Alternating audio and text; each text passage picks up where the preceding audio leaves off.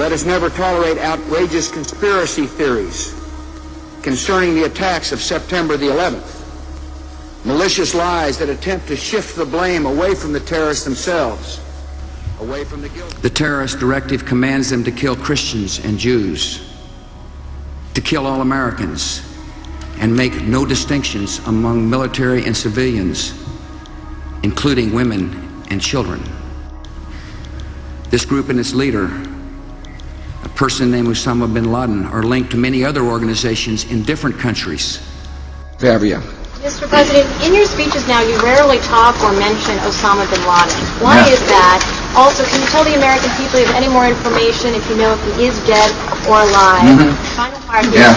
Deep in your heart, don't you truly believe that until you find out if he is dead or alive, you won't really eliminate the threat of... Well, deep in my heart, I know the man's on the run if he's alive at all.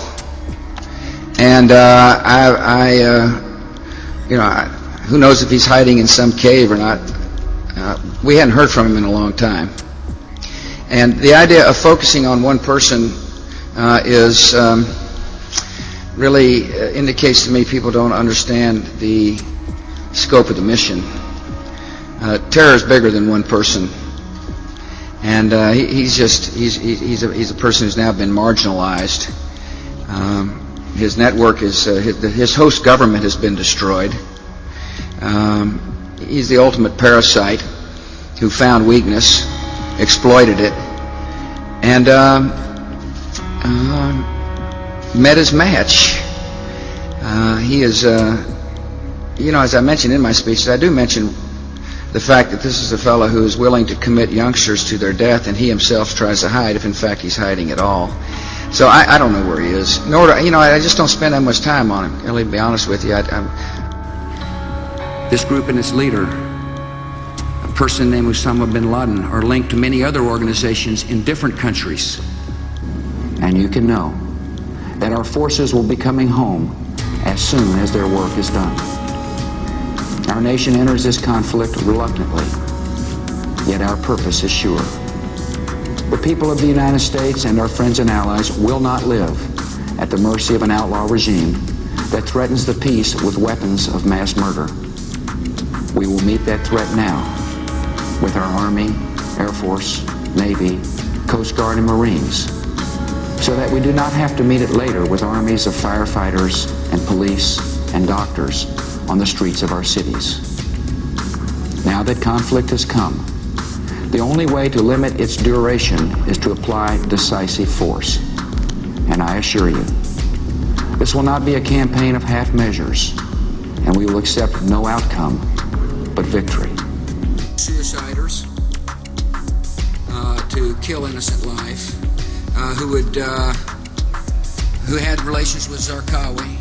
Imagine what the world would be like with him in power. The idea is to try to help change the Middle East. Now look, part of the reason we went into Iraq the main reason we went into Iraq at the time was we thought he had weapons of mass destruction. Turns out he didn't, but he had the capacity to make weapons of mass destruction. But I also talked about the human suffering in Iraq. And I also talked the need to advance a freedom agenda. And so my answer to your question is that imagine a world in which Saddam Hussein was there, stirring up even more trouble in a part of the world that had so much resentment, so much hatred, that people came and killed 3,000 of our citizens. What did Iraq have to do with what? The attack on the World Trade Center. Nothing. And so my answer to your question is that imagine a world in which Saddam Hussein was there, stirring up even more trouble in a part of the world that had so much resentment, so much hatred, that people came and killed 3,000 of our citizens. What did Iraq have to do with what? The attack on the World Trade Center. Nothing. Secondly, this government does not torture people.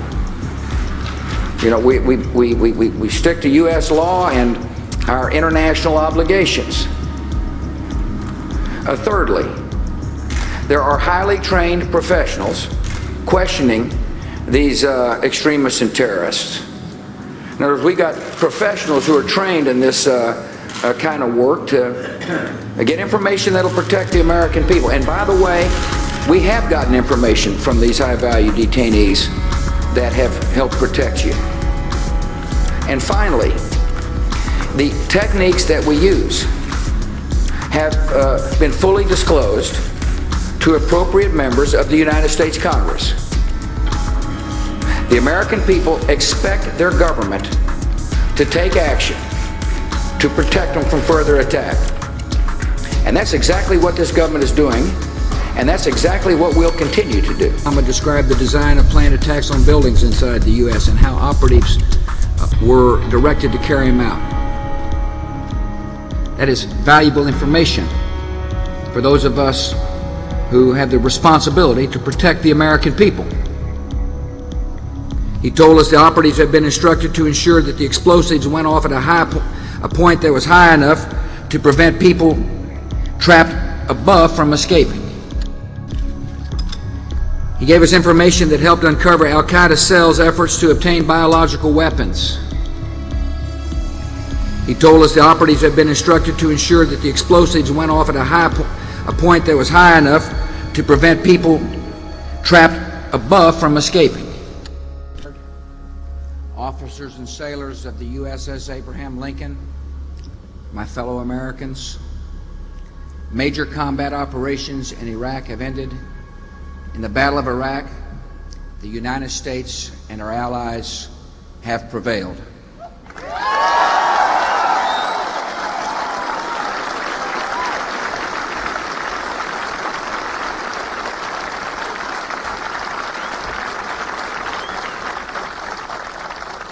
Let us never tolerate outrageous conspiracy theories concerning the attacks of September the 11th, malicious lies that attempt to shift the blame away from the terrorists themselves,